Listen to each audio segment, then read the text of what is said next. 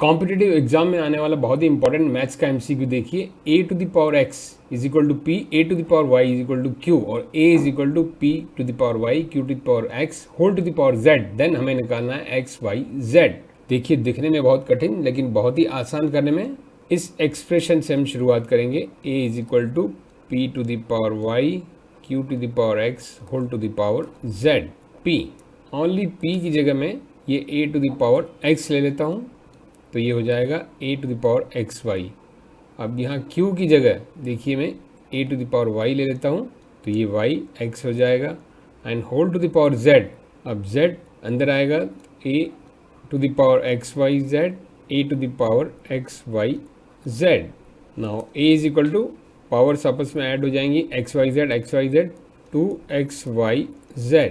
Base equal है a, तो power भी इक्वल होगी, तो 2xyz is equal to a की पावर कुछ नहीं है तो मतलब 1। So xyz is equal to 1/2। Option D is our answer.